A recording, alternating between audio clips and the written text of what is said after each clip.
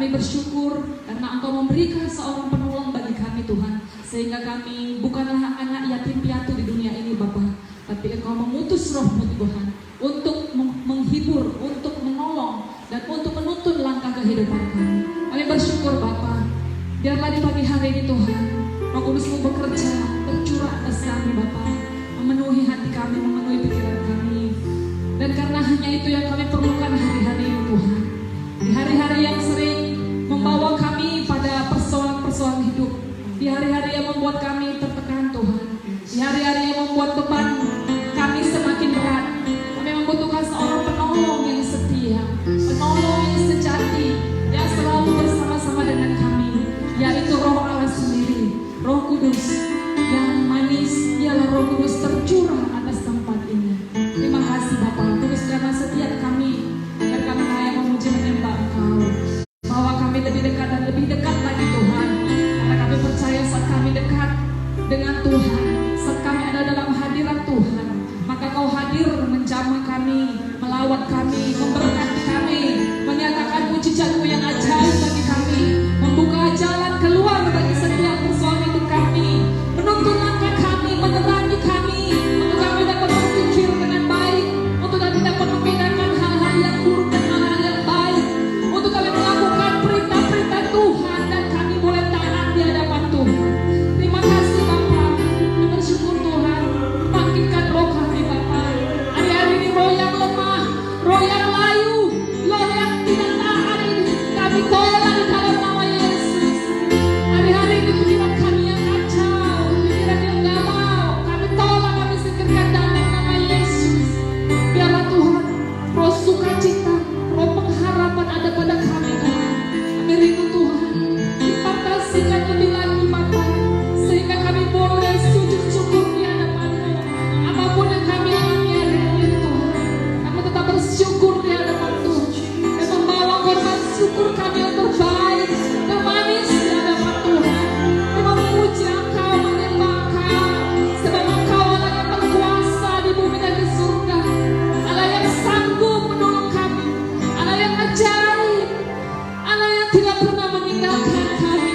Terima kasih Bapa, kami bersyukur Tuhan. Terima kasih Bapa, biarlah lawatan-Mu terjadi atas umat-Mu di pagi hari ini Tuhan. Nyatakan roh sukacita itu pada kami Bapa, dan biarlah kami dapat bermazmur, dapat memuji menyembah Engkau dengan segenap hati kami, dengan segenap roh kami, dengan segenap akal budi kami Bapa, dan semuanya kami dedikasikan hanya untuk kemuliaan-Mu saja. Terima kasih Bapa, terima kasih Tuhan, terima kasih Bapa yang baik. Ini kami Tuhan, ini siap memuji menyembah Engkau, dan di dalam nama Yesus, mari kita yang siap memuji menyembah Tuhan. Sama-sama kita katakan amin. Berikan tepuk tangan dahsyat bagi Tuhan kita. Haleluya. Hari ini seluruh dunia memperingati hari pencurahan Roh Kudus. Amin. Atau yang biasa disebut dengan hari Pentakosta, ya. Kita percaya Roh Kudus bukan hanya tercurah hari ini, tapi dari hari-hari yang lalu sudah tercurah. Saatnya kita hari ini merayakan dan kita mau lebih lagi dijamah oleh Roh Kudus. Amin.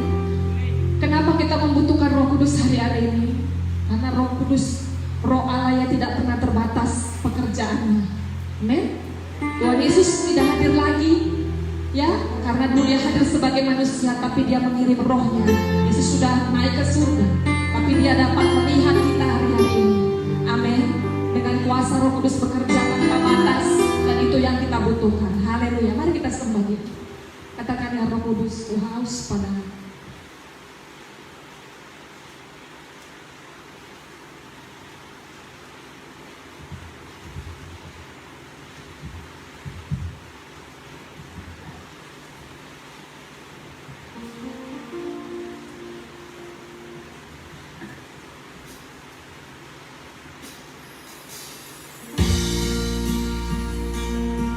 Mari kita minta Roh Kudus memenuhi hati kita.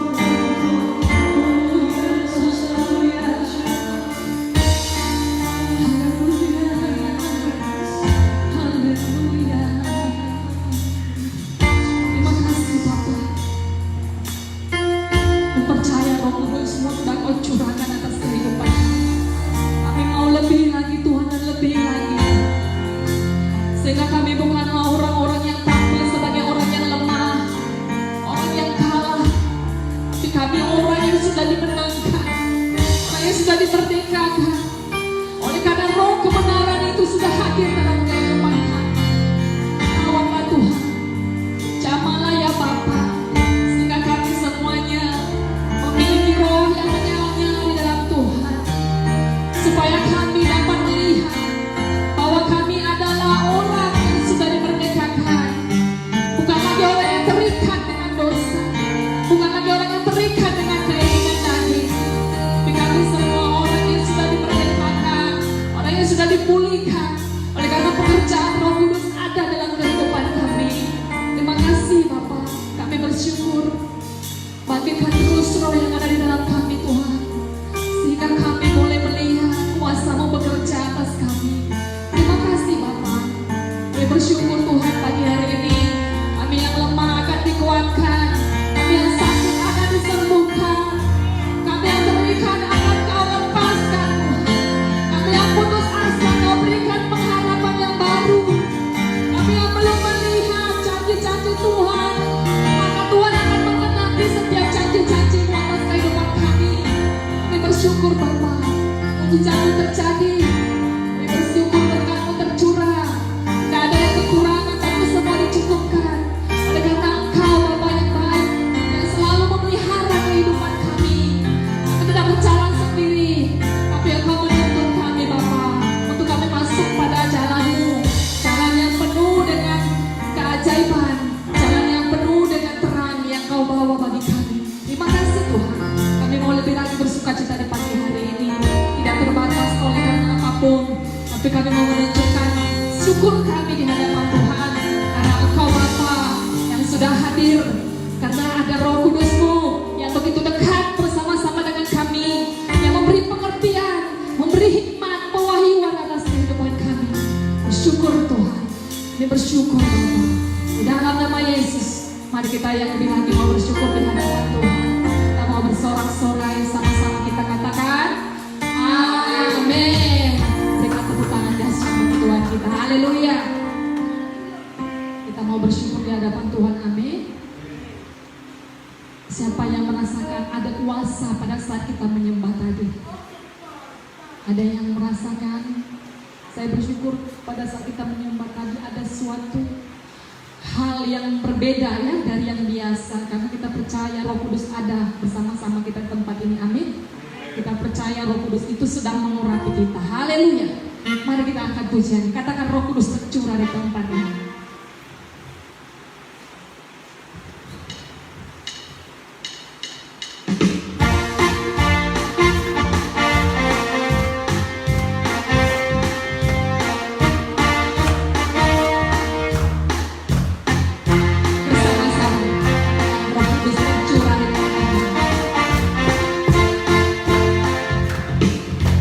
Roh Kudus tercurah di tempat ini.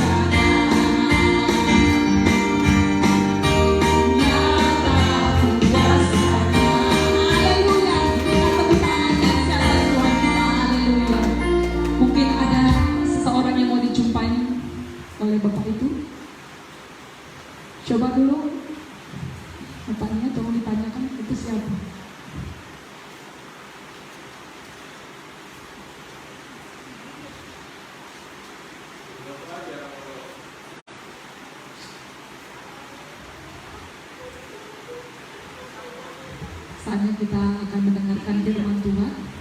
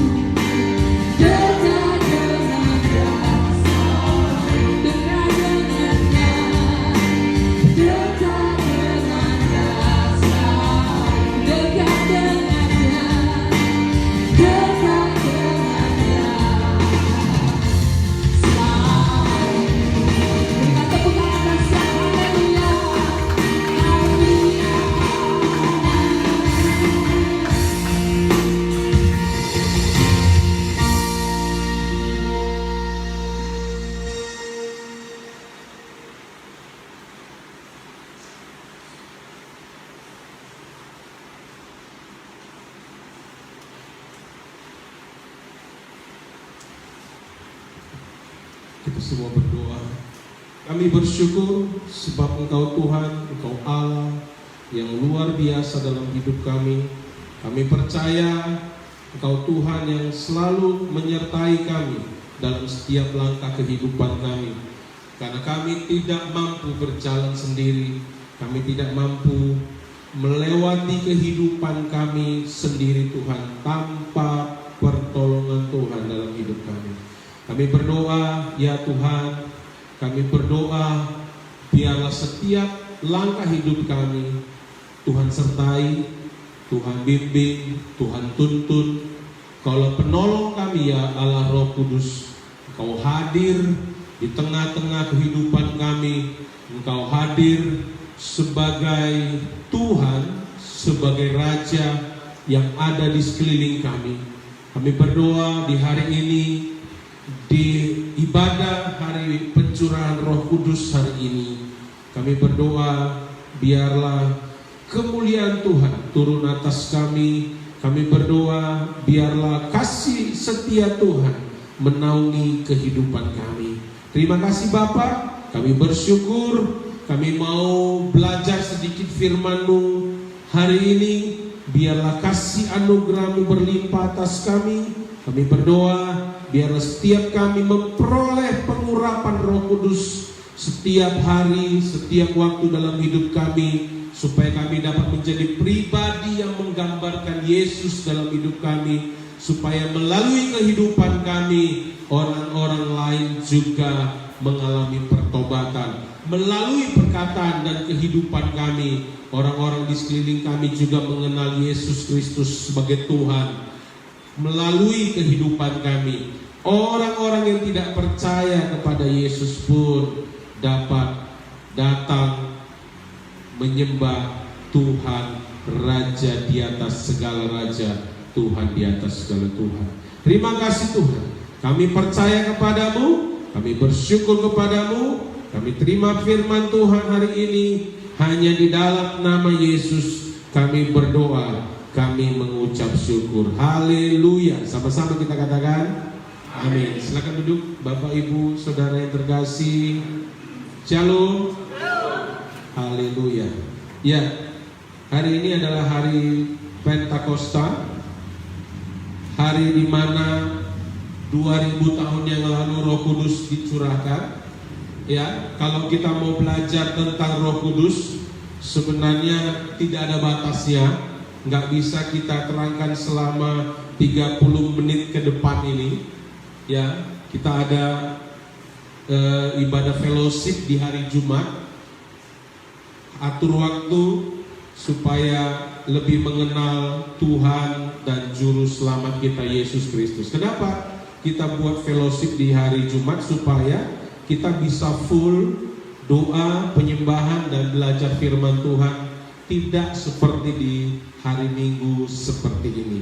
Saudara yang terkasih, ini kita sudah masuk kepada program pemerintah yang baru. Tetapi saya tadi keliling,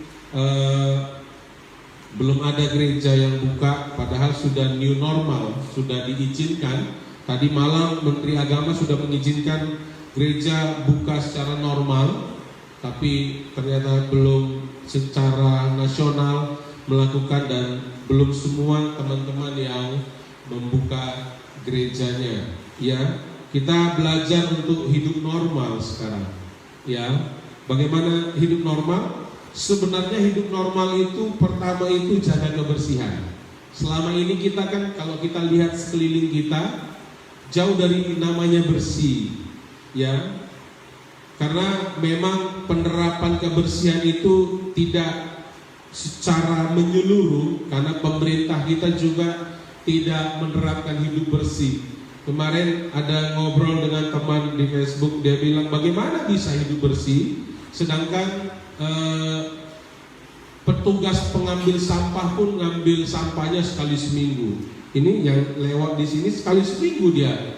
Jadi kalau sampah udah menumpuk tinggi baru diambil kan sudah busuk dulu, ya. Jadi memang new normal ini harus dilakukan oleh semua orang, semua tingkatan, terutama dari pemerintah. Kita nggak akan bisa hidup bersih kalau pemerintah kita juga tidak peduli dengan kebersihan. Tapi mulailah dari kita lihat sekeliling kita, amankan kebersihan kita, tetap jaga kebersihan, cuci tangan terus ya, pakai hand sanitizer dan pakai masker kemana-mana ya. Supaya apa? Supaya memang kita hidup bersih. Saya lihat semalam ada video di kebiasaan orang Jepang ya. Orang Jepang itu tidak terbiasa bersalaman. Orang Jepang itu tidak terbiasa cipika-cipiki. Kita kan salah cipika-cipiki gitu ya. Cium pipi kanan, cium pipi kiri. Terus kalau orang di Eropa itu terbiasa berpelukan ya. Orang Timur juga begitu ya. Sedangkan orang di Jepang itu terbiasa dengan menghormat ya. Menghormat itu hal yang luar biasa, tata cara menghormati. Dan ternyata orang di Jepang itu sebelum tidur dia mandi dulu. Sebelum dia masuk ke rumah dia harus cuci kaki dulu, cuci tangan dulu, cuci muka dulu. Dan orang Jepang itu terbiasa dengan menggunakan sepatu dan kaos kaki putih. Dia bilang, kenapa kaos kaki putih? Karena kalau kaos kaki putih dia satu hari harus sudah diganti. Dia tidak akan pakai untuk besok, karena kalau besok warnanya sudah tidak putih lagi, warnanya sudah abu-abu. Ya, itu kebiasaan bersih. Makanya negara yang minim sangat rendah terdampak COVID-19 adalah Jepang. Sangat bersih. Mereka itu adalah orang-orang yang sangat bersih. Ternyata sebelum COVID-19 ini orang-orang Jepang juga terbiasa pakai masker penutup. Tujuan mereka apa? Karena mereka katakan bahwa udara di dunia ini sudah kotor, jadi harus pakai masker. Sedangkan di Indonesia sekarang pun masih ogah pakai masker, padahal ada COVID-19. COVID-19 bukan sesuatu yang harus ditakutkan. Bahkan Presiden Jokowi katakan kita harus berdamai dengan COVID-19. Sama seperti waktu kita duduk di suatu tempat, tiba-tiba ada orang yang sakit TBC dan muntah darah. Kita nggak langsung ngeri, karena itu sudah biasa. Bertahun-tahun kita tahu bahwa orang yang sakit TBC itu muntah darah. Dan COVID-19 itu akan seperti itu terjadi. Nanti tiba-tiba kita lihat ada orang pingsan, kita nggak akan langsung lari. Seperti kemarin ada diviralkan, ada yang batuk di tengah-tengah mereka, semua yang lari. Kenapa? Takut kena COVID-19, padahal cuma batuk. Ya, bahkan ada pejabat mengatakan bahwa di Indonesia yang mati karena COVID itu tidak ada. Dia bilang, bahkan di Kupang katanya tidak ada yang mati karena COVID-19. Yang mati karena stroke, jantung, gula, ada yang mati. Artinya jagalah kesehatan dengan maksimal. Amin. Ya, kesehatan kita itu perlu kita jaga supaya kita betul-betul maksimal. Firman Tuhan katakan bahwa tubuh kita ini adalah bait Roh Kudus. Jadi harus kita jaga baik-baik. Ya, harus kita jaga baik-baik. Bahkan kemarin dikatakan ada satu, ini sampai tutup gitu, sebuah toko jual susu. Saya lagi olahraga kemarin sampai ke Jalan Asia, ada sebuah toko di situ. Orang rame banget polisi, gitu ya, rame banget. Rupanya ada satu pelanggannya positif COVID-19 dan dibawa, dan semalamnya dia belanja di situ, dan satu orang pegawai di situ demam di pagi itu, tidak masuk kerja. Dan pegawai itu adalah kasir yang menerima uang si bapak itu. Katanya si bapak itu menghembuskan rokok sambil merokok di depan kasir, dan ternyata terbukti 2 bulan yang lalu sudah dikatakan bahwa asap rokok adalah penyebab penularan COVID-19 paling besar. Kalau batuk kan satu orang, kalau rokok semua orang di sekeliling itu kena. Akhirnya sampai sekarang toko itu tutup. Ya. Dan saya pernah sampaikan di Facebook, saudara punya Facebook dan lihat Facebook saya katakan jangan karena satu orang, satu keluarga kita kena. Perhitungan begini, kalau nonton TV kemarin ada satu orang kena, ini satu ibu ini kena dari pasar. Dia dapat COVID-19 ini dari pasar dan begitu sampai rumah dia ketemu dengan suami, anak-anaknya, bahkan anaknya masih ada umur 2 tahun. Terus dia datangin waktu lebaran kemarin rumah saudara-saudaranya. Rumah saudara-saudara datangi. Saudara tahu, karena satu orang ibu positif, 71 keluarganya dibawa ke rumah sakit. Dan 14 hari harus isolasi. Jadi, hanya karena satu orang yang jalan keliling 71 ikut anaknya yang umur 2 tahun, saudara. Nangis-nangis anak itu ya. Jadi jaga baik-baik, benar-benar jaga. Ya. Kita percaya ada darah Yesus yang tutup bungkus kita, amin. Ya, memberikan kita kekuatan, memberikan kita kesehatan, tetapi kita harus benar-benar jaga siapa yang kita jumpai. Bagaimana caranya? Boleh kita jumpai semua orang, pakailah masker. Kalau kita ada kacamata pelindung mata, pakailah kacamata pelindung mata. Karena apa? Hanya karena kita, orang-orang di sekeliling kita pun yang tidak tahu apa-apa. Bahkan kalau kita lihat di TV kemarin, anak umur 2 tahun, dia nggak tahu apa-apa karena mamanya dapat dari pasar. Ya, pas ditanya kenapa ibu tidak pakai masker ke pasar, sesak napas saya pak. Ya, mana dipilih, sesak atau masuk rumah sakit. Ya, kemarin juga ada satu keluarga kami, ya, bapak ini sudah tidak sadar dibawa ke rumah sakit. Terus dites COVID-nya, dites gejalanya, ternyata reaktif katanya. Saudara tahu bagaimana sedihnya seorang bapak masuk ke rumah sakit, satu pun tidak ada yang boleh melihatnya, tidak ada yang boleh menemaninya sampai dia mati. Saudara bayangin itu, ya. Ya, sekarang ini begitu kondisinya. Jadi apa yang harus saya lakukan? Jaga kesehatan, beribadah dengan baik. Sekarang ini pilihannya jelas, ya. Mau dalam perlindungan Tuhan atau dalam perlindungan entah apa. Amin. Ya, jadi kita harus mau dalam perlindungan Tuhan. Bagaimana caranya? Kita harus beribadah dengan baik, sungguh-sungguh, karena tidak ada satupun yang mampu menolong kita selain Yesus. Amin. Tidak ada satupun yang bisa menolong kita selain Yesus. Sembunyi. Saudara lihat, banyak orang tidak ibadah hari Minggu, ya. Tapi positif COVID-19 di Medan naik terus, gak turun-turun, naik terus. Semakin tidak ibadah semakin naik. Semakin di rumah semakin naik. Coba kita lihat berapa hari ini setelah lebaran. Ramainya minta ampun. Orang gak takut lagi. Bahkan orang tidak pakai masker lagi. Ada baiknya kita move on, bangkit kembali dari ketakutan kita. Tetapi saya ingatkan, jaga kebersihan. Amin. Ya, jaga kebersihan. Kita nggak tahu orang yang datang, orang yang ketemu dengan kita itu positif atau tidak. Yuk kita lihat firman Tuhan hari ini. Kisah Rasul 2 ayat 1 sampai 11. Kisah Rasul 2 ayat 1 sampai 11. Kita baca sama-sama.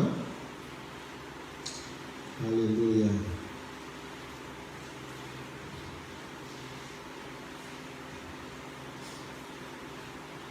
Ya, kita baca bersama-sama pelan-pelan. Kita baca.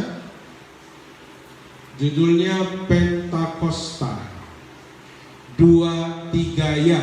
Ketika tiba hari Pentakosta, semua orang percaya berkumpul di satu tempat. Tiba-tiba turunlah dari langit suara bunyi seperti tiupan angin keras yang memenuhi seluruh rumah di mana mereka duduk. Dan tampaklah kepada mereka lidah-lidah seperti nyala api yang bertebaran dan hinggap pada mereka masing-masing.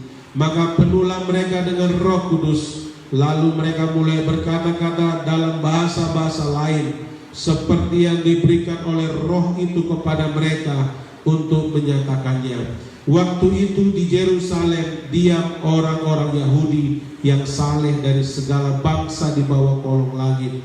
Ketika turun bunyi itu, berkerumunlah mereka banyak. Mereka bingung karena mereka masing-masing mendengar rasul-rasul itu berkata-kata dalam bahasa mereka sendiri. Mereka semua tercengang-cengang dan heran, lalu berkata, bukankah mereka semua yang berkata-kata itu orang Galilea?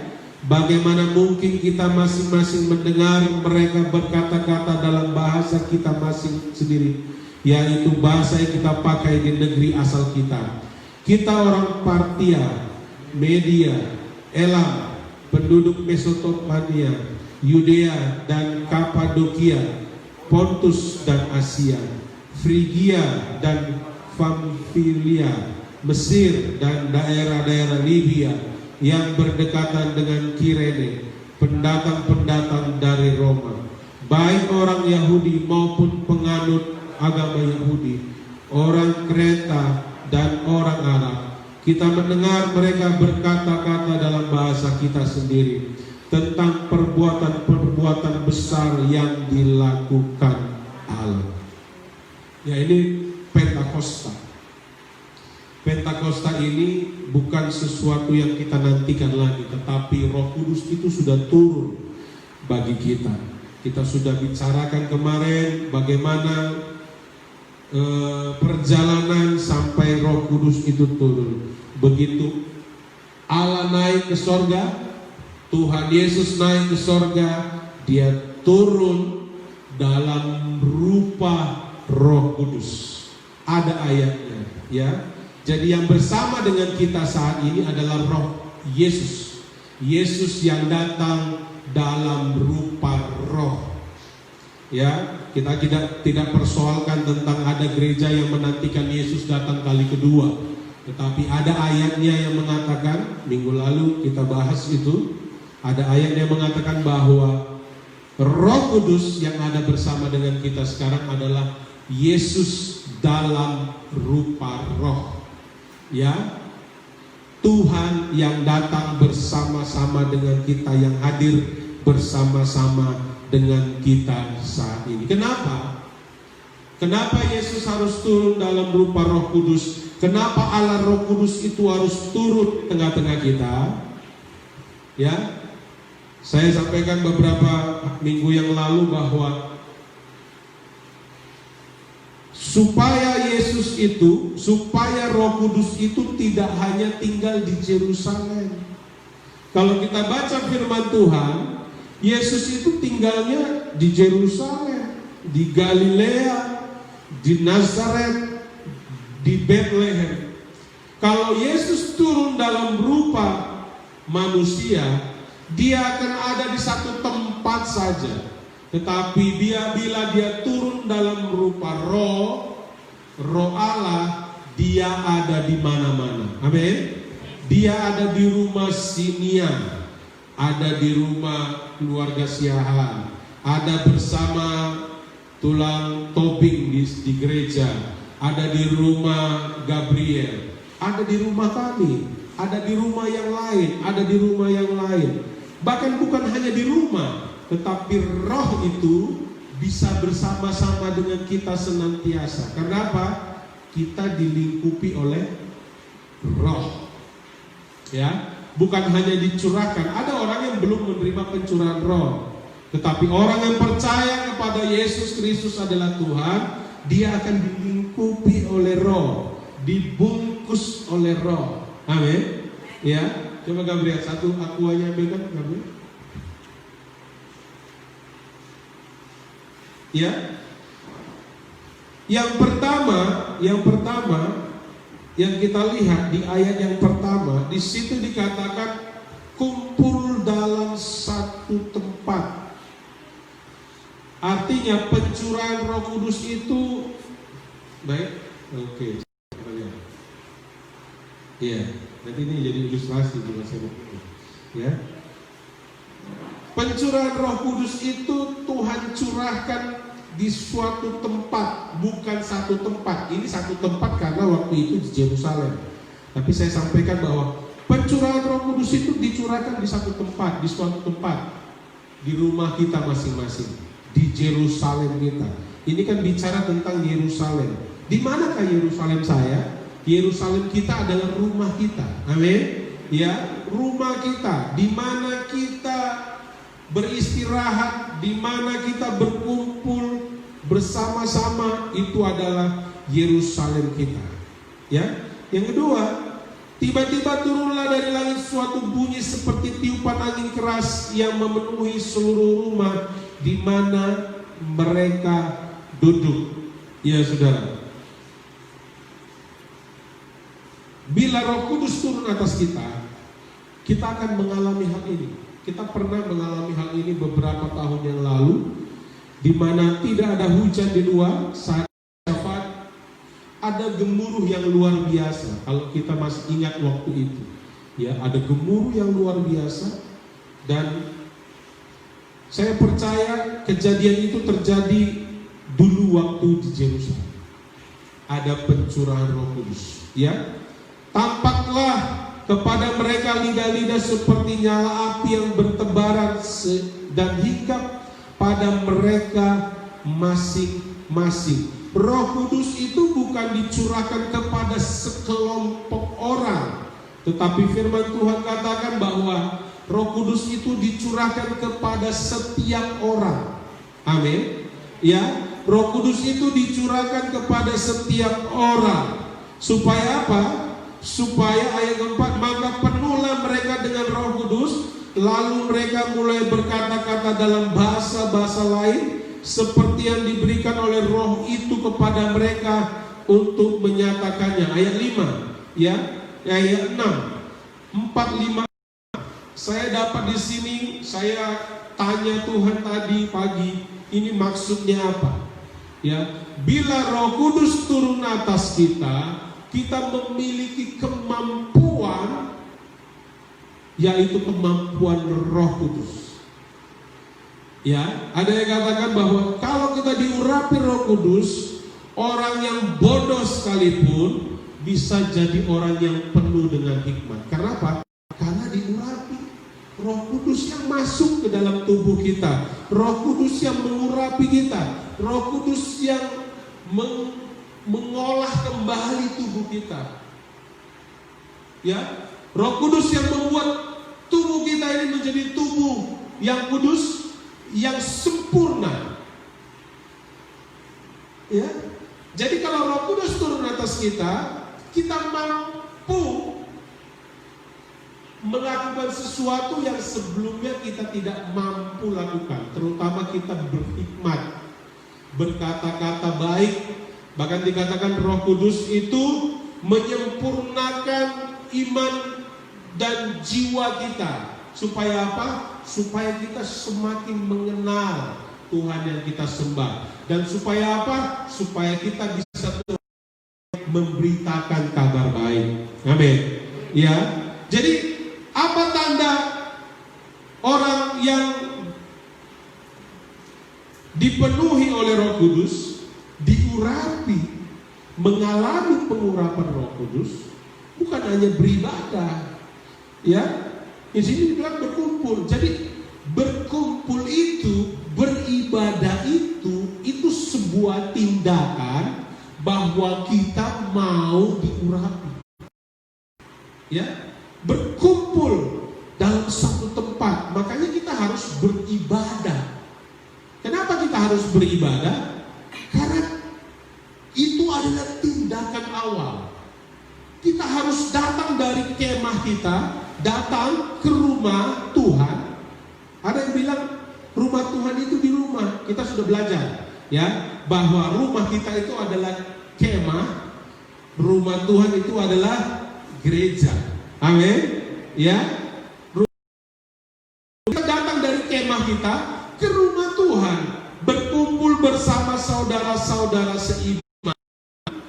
Firman bahwa jangan jauhkan pertemuan-pertemuan ibadah, ya, seperti yang sudah dibiasakan.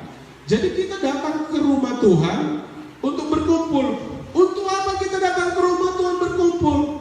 Apakah hanya untuk memenuhi kewajiban? Firman Tuhan hari ini berkata bahwa orang yang berkumpul di dalam rumah Tuhan, berkumpul bersama-sama, itu menanti-nantikan Roh Kudus.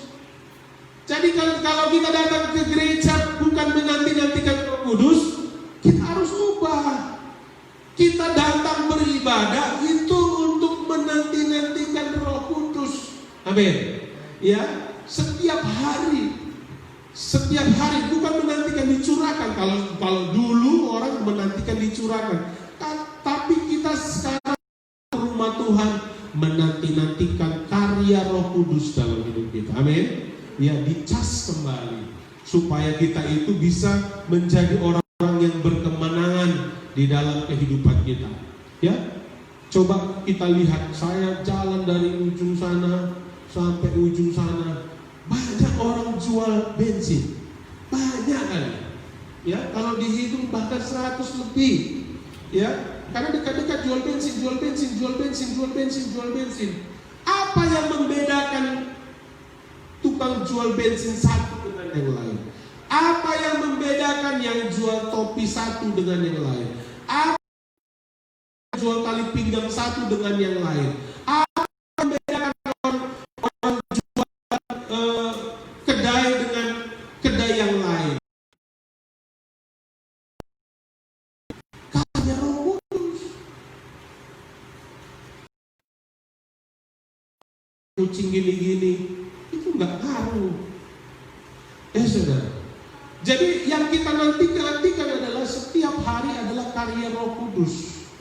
Ya, Roh Kudus mampu mencukupkan, mendengar, menuntun, mengajar bagaimana supaya kita diberkati.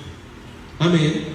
Ya, bagaimana supaya kita berkata-kata, bagaimana supaya kita berbicara dengan orang lain. Ya. Kalau kita lihat di ayat 3, 4, 5, Roh Kudus itu membuat seseorang yang tidak memiliki kemampuan apa-apa, bahkan dikatakan orang bodoh, orang dungu, ya, orang yang penuh dengan hikmat. Ya, ayat 7, mereka semua tercengang-cengang dan heran, lalu bukankah mereka semua yang berkata-kata itu orang Galilea? Yang ketiga, waktu orang melihat kita kok ini jadi lebih pintar, tetapi ada cerita di dunia sosial saya baca bahwa orang yang dipenuhi oleh Roh Kudus menjadi orang yang lebih diberkati.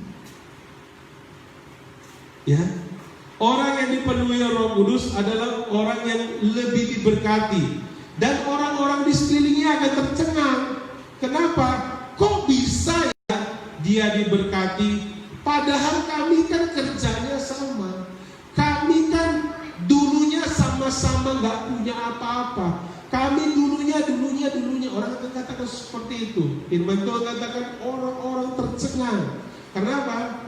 Karena orang yang mengandalkan Roh Kudus akan lebih diberkati. Amin. Ya, amin. Jadi ada kesaksian semalam di Facebook. Jadi ada orang yang buat challenge berbagi bagaimana kesaksian. Ada seorang jualan di kain di Tanah Abang. Ya, dia cerita begini. Buktinya pengurapan Roh Kudus itu luar biasa. Walaupun COVID-19 ini toko tutup, tapi orderan kain kami jalan terus. Kok bisa, Pak? Dia bilang. Jadi waktu dulu mereka buka toko itu, mereka situ setiap mau buka toko mereka berdoa sama-sama istri dan anak-anaknya. Ya, saudara tahu toko di Tanah Abang itu tutupnya itu 3:30 sore. Kenapa 3:30 sore? Kami pernah ke situ. Kenapa 3:30 sore? Karena jam 4 sore itu bank tutup. Jadi supaya mereka tutup dulu baru pergi ke bank masukkan dana mereka. Nah, sebelum tokonya dibuka, mereka biasanya berdoa menyembah Tuhan di toko mereka. Nah, mereka selalu